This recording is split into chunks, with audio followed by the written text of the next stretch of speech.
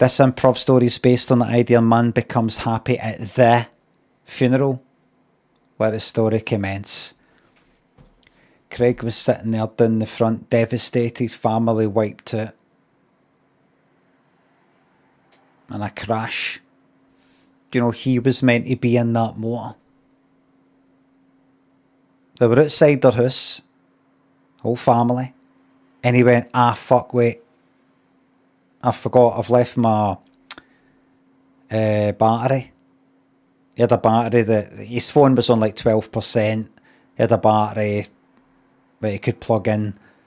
I just want to get the battery so I can charge it. We charge up in the motor, we're not going to be in the motor long enough, and it takes fucking ages to charge. He went in, and while the motor was parked outside his house, big fucking lorry driver fucking steaming and on coke, because he was like awake for 48 hours, battered right into it. They were like wiped out. Just 1 minute they were alive, the next minute they were dead. And I mean that, next minute, it did take about a minute for them to die. It's not like 1 second they were alive, next second they were dead, next minute. In other words, I can tell you right now exactly what time it happened if you want to hear. It was 12 minutes past 9 in the morning. And 32 seconds when the lorry went into them. But they didn't die until 9:33 and 55 seconds. So it was like a minute and a bit. So it was in the next minute they died.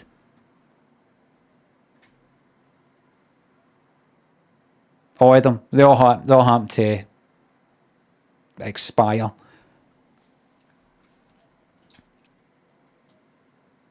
Craig went out and he was like, what's that fucking noise? Gonna use all be quiet. Christ, this drive's going to be a nightmare with yous making that racket. And then he saw what the racket was. It was the sound of the lorry that hit the motor. But they weren't there anymore. They were like halfway down the street. And his neighbours came up to him and went like, you alright? He's like, I don't think so. Anyway, it was a funeral, and he was sitting in the front going like, should have been me. Should have been me. Thinking to himself, should have been me. And person sitting next to him, sister, well, like, don't say that. You can't say that. He's like, you can read my mind. She says, you said it. Did I speak? Did I say that out loud? Aye. Should have been me. She says, maybe, but it wasn't.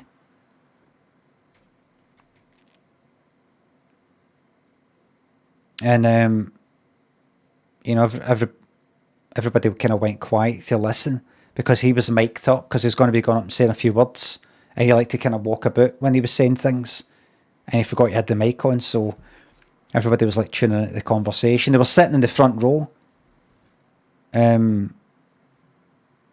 He thought I may as well get up now and actually just do my speaking bit now that everybody's heard that. And he got up and he went, you see, he did talks and things like that. He did motivational sort of speaking and TED Talk sort of things and all that. He was a kind of influencer, podcasty sort of guy. Do you know what I mean?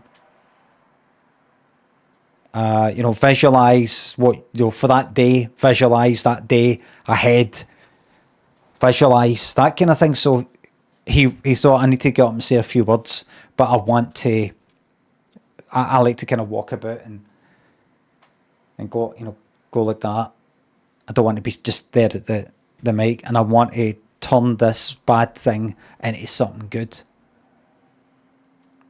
I've been like in my videos and stuff like that, I go on and on about how to turn a frown upside down and all that. I came up with this line, turn that frown upside down. I came up with that. That was me. I came up with that.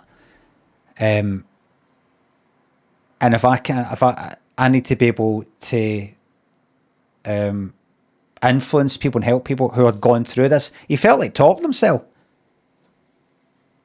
but he thought, this is an opportunity to connect with people who are going through what I'm going through. This is actually a good thing. I mean, this is what I was thinking. It's actually a good thing, because now I know what this feels like, and I'm able to connect with people that I previously couldn't connect with. So he got up and he went like, "Hi everybody, thanks for coming to the funeral today. You probably heard me chant with my sister. I didn't realise the mic was on. It should have been me." That's what you heard me say there. It should have been me. It should have been me. Has anyone here today ever felt like that?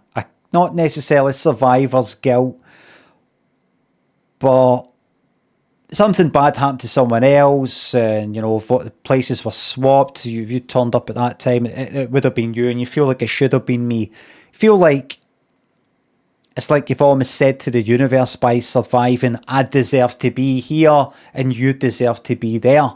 As if you need to say it out loud. Has anyone ever been in a situation like that? We've got a hand up there. Hand up there. A couple of people nodding. There's my cousin. Cousin Charlie.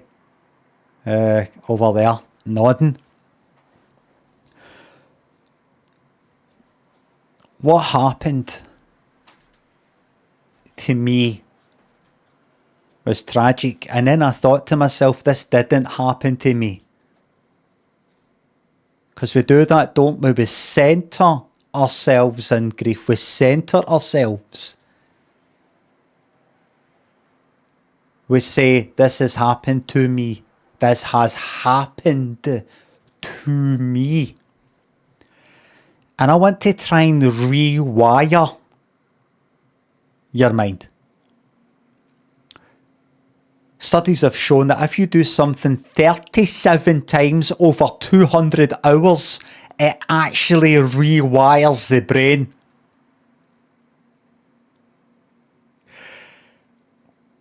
What happened to my family gives me the chance to connect with those of you and everyone.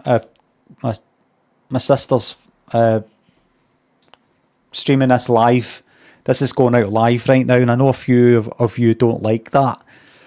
You feel it's distasteful. But this is real.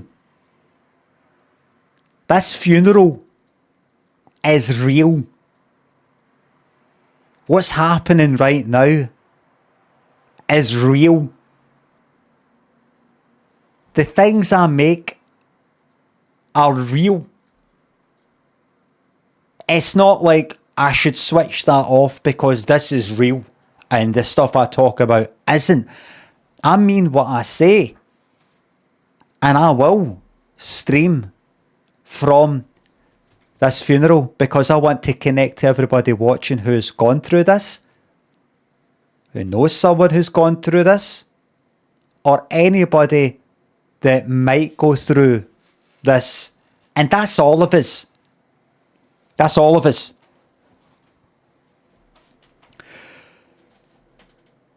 Guys, I'm actually delighted that my family were killed. And I know that's going to shock you, but I'm actually delighted that my family perished in that crash, because it gives me an opportunity. Just then, his wife's brother came running down the aisle with a knife. His sister Craig's sister tried to stop him. See, she got her hand slashed. And she tried to reach for the knife. The hand got slashed. And the brother went up and stabbed Craig in the chest 4 times. Like that.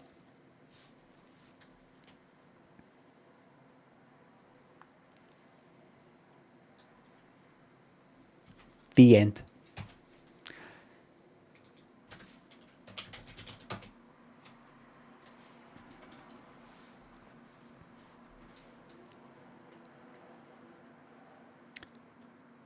And that's actually a true story.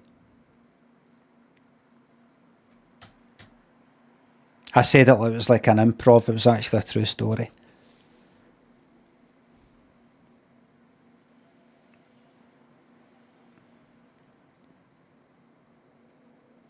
How do I know?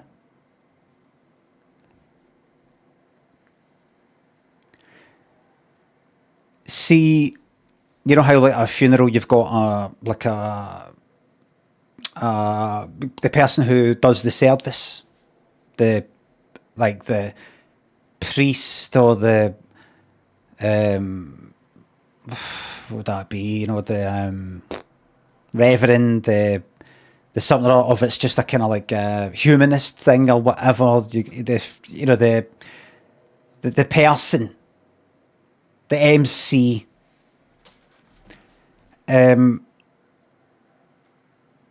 That was me.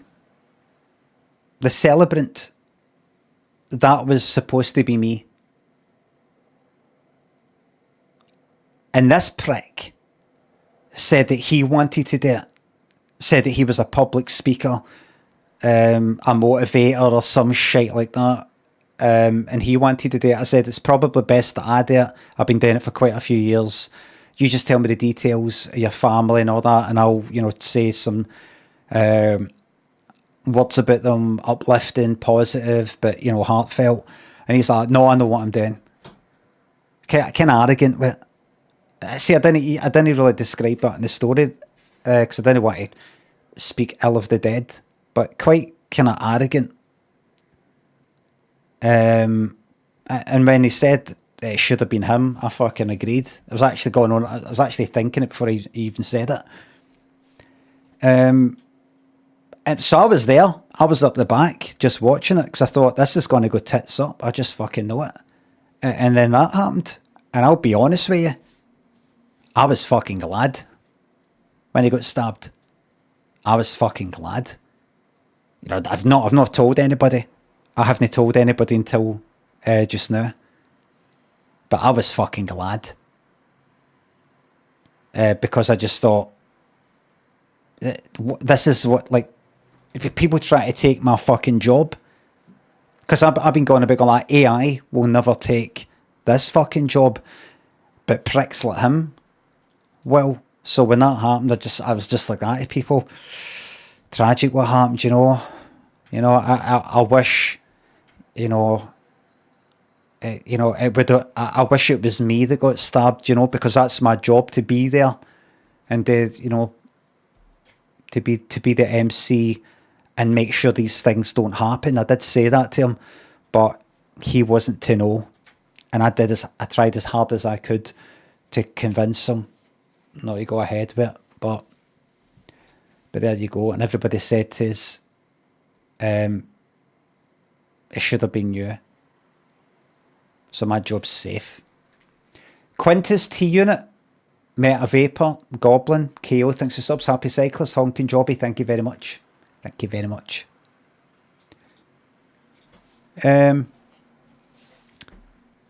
What's the plans for the night then? Did he die? Yeah.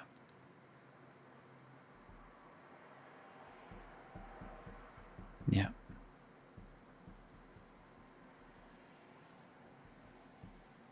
Yeah. But he didn't die till a week later.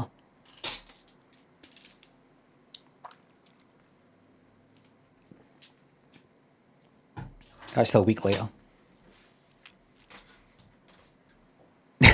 Now, you might be thinking, so when these people were saying, oh, it should have been you and all that, and he's saying, I see, I was trying to make sure something like this didn't happen. I don't know if I mentioned there that I knew he was dead. You might be thinking, but how do you know he was going to die? He was going to die. If it was like he didn't die for a week, you just know. You just fucking know. Do you know what I mean? Four stabs to the fucking heart. I've no fucked it. I've no fucked it. Someone else in chat says he was pathetic. The guy that got stabbed. Someone else in chat, the guy that got stabbed is pathetic.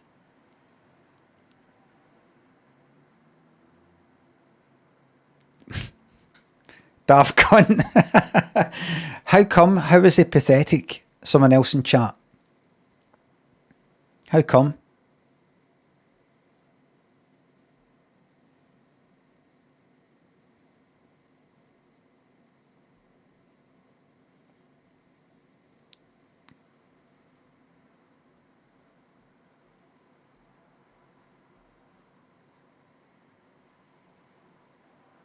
Should have seen it coming. Aye. Aye.